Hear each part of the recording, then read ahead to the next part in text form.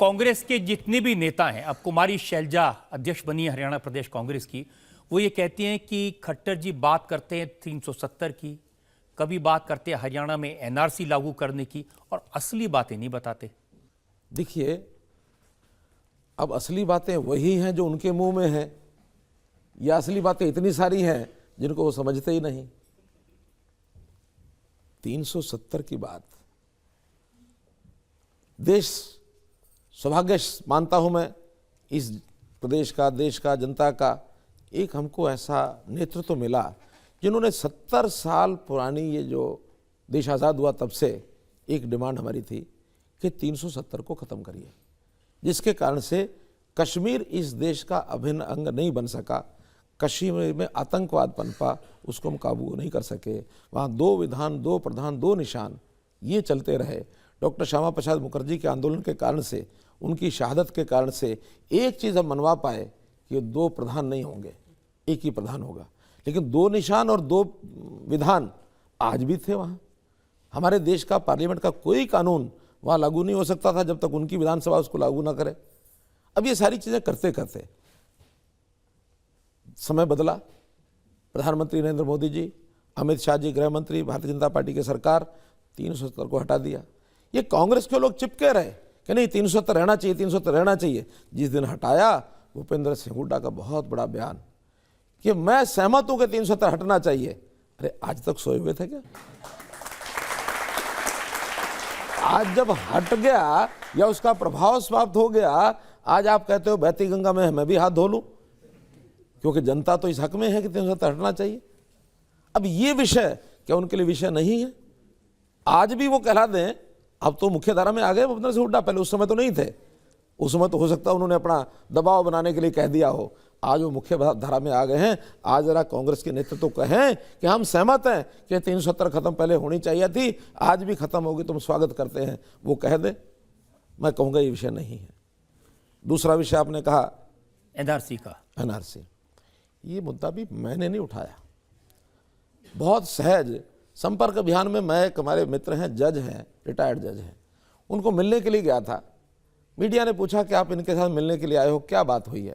मैंने कहा बहुत अच्छे आदमी, हरियाणा के हित में हमेशा काम करेंगे। आगे उन्होंने आश्वासन दिलाया है कि मेरे लायक कोई सेवा हो तो बताइए। और अभी तो इन्होंने मुझे जो बताया है कि मैं कुछ दिन के लिए आसाम जा रहा हूँ, एनआरसी के ऊपर 2 जजेस की कमेटी बना के हम अध्ययन करने के लिए जा रहे हैं। इतना परिचय मैंने उनको कराया। मीडिया ने कहा तो क्या एनआरसी आप भी हरियाणा में लागू करेंगे? हमने कहा मेरी पार्टी की नीति है कि एनआरसी सारे देश में लागू होनी चाहिए, हरियाणा में भी करेंगे। अब इतना कहने के बाद कभी एक लाइन बोली नहीं और इन्होंने इशू बना दिया, विषय आप तक पहुंचा दिया। देखिए, वो कहते हैं कि हरियाणा में, मैं एनआरसी की बात अब कर रहा हूं क्योंकि आपने पूछ लिया दोबारा से।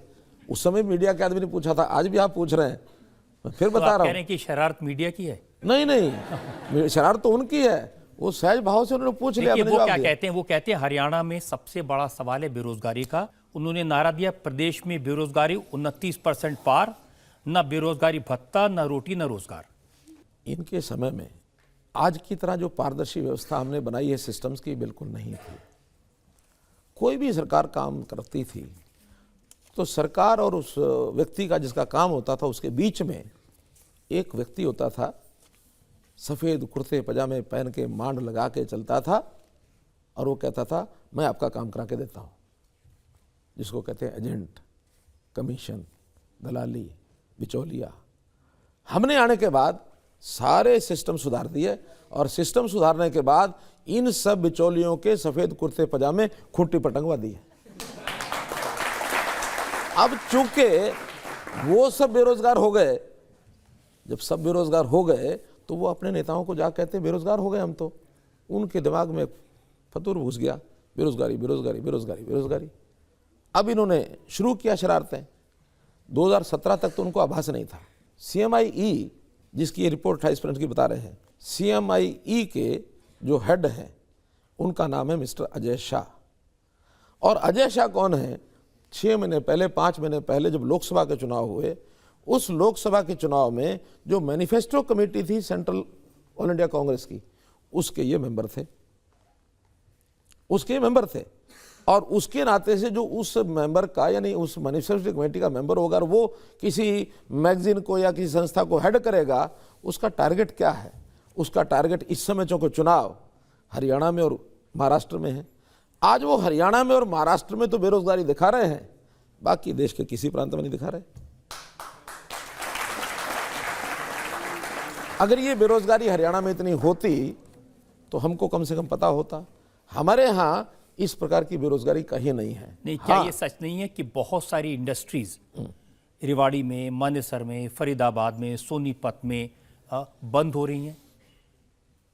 ऐसा कि इंडस्ट्रीज के नाम पर एक इंडस्ट्री चलती थी जिसका नाम है बीबीसी इंडस्ट्री, सुना कभी नाम? पहली बार सुन रहा हूँ बीबीसी इंडस्ट्री। बीबीसी इंडस्ट्री, बदलियां, भर्तियां और सीएलयू, ये हरियाणा में बीबीसी की इंडस्ट्री चलती थी। बदलियों में पैसे खाना, भर्तियों में पैसे खाना और सीएलयू में पैसे खाना। अब बदलियों की भर्ती बंद, यानी इंडस्ट्री बंद, भर्तियों की इंडस्ट्री बंद, सीएलयू की इंडस्ट्री बंद, इनको लगता सारी इंडस्ट्री बंद हो गई। देखिए, वो कहते हैं हरियाणा में बोर्ड लगाए 75 पार। ये प्याज, पेट्रोल और दाल के भाव हैं, अब डॉलर भी 75 पार जाने को तैयार। ऐसी है मनोहर लाल की सरकार। अब ये जिस समय की बातें करते हैं, उस समय प्याज को महंगा करके और लोगों की आंखों में आंसू लाना और फिर उस चीज़ को अपने आप घुमा करके और सरकारों का उल्टा पलटा करने का ये खेल खेलते रहे। हमारे यहाँ प्याज कमी हुई, अब वो चुनाव के दिनों में ही कमी होती है, हम लोग समझ सकते हैं।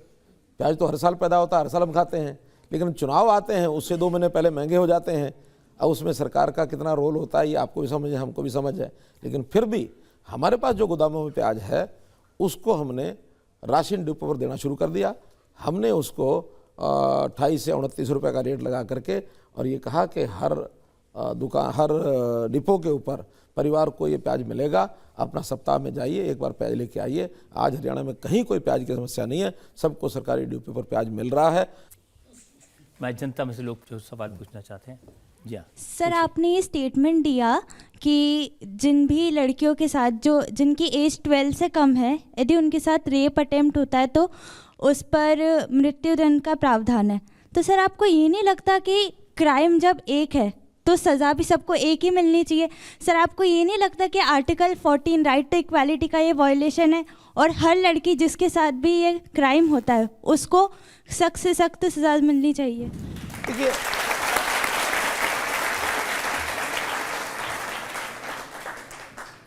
देखिए, बात आपकी बहुत हद तक ठीक है कि एक क्राइम का एक ही सज़ा होनी चाहिए, लेकिन उसमें टारगेट जो है वो टारगेट जो है इसके लिए सज़ा पहले प्रावधान पूरा बना हुआ है।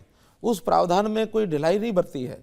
पहले से भी रेप के खिलाफ, रेप का जो इस प्रकार के अटेम्प्ट होते हैं या रेप होता है तो उसमें सज़ा के प्रावधान पहले से हैं, लेकिन चूँकि छोटी बच्चियाँ वो कई बार जल्दी प्रे बन जाती हैं ऐसे कल्प्रेट्स की, तो उनको तो ज़रूर बचाया जाए और उसके बाद जो प्रावधान पहले चल रहे हैं उसमें कोई ढिलाई नहीं बरती है, इसके लिए थोड़ा सख्त किया गया है। आज कुछ चीज़ें ऐसी हैं कि जिसको मैं कहता हूं कि भाई अपनी आत्म सुरक्षा के लिए इसकी तैयारी हमारी बड़ी बेटियां वो थोड़ा कर सकती हैं। कहीं उसका संघर्ष करने का भी हमारा जो विषय होता है, या उन चीज़ों में कई गलत प्रावधान भी हो सकते हैं। छोटी बच्ची जिसको कहना चाहिए उसको बहुत समझ भी नहीं होती है, और वो मैं ये कह सकता हूँ कि कोई अगर रेप का होता तो उसमें छोटी बच्ची को बहुत बेकसूर माना जाता है। कहीं इसका प्रावधान का दुरुपयोग होना शुरू ना हो जाए तो एडल्ट होने के बाद दुरुपयोग का खतरा ना बढ़े, इसके लिए भी इन चीज़ों को यहाँ तक सीमित रखा है। फिर भी अगर इस प्रकार का विचार अगर बनेगा तो इस सज़ा को बढ़ाने में हमको ऐतराज़ नहीं है कोई। जो इस बच्ची ने बात की, आमतौर पर देश में ये समस्या आती है, और जिस तरह की हमारे देश में महिलाओं के प्रति क्राइम है, अपराध है, रेप के जिस तरह के केसेस होते हैं, मुझे लगता है आपको मोदी जी से बात करके ऐसा सख्त कानून बनाना चाहिए, ऐसा वातावरण बनाना चाहिए, कम से कम ये अपराध हमेशा के लिए बंद हो। निश्चित रूप से मैं इस बात को मानता हूँ कि इन चीज़ों को आगे बढ़ाना चाहिए। ये अपराध घिनौना अपराध है।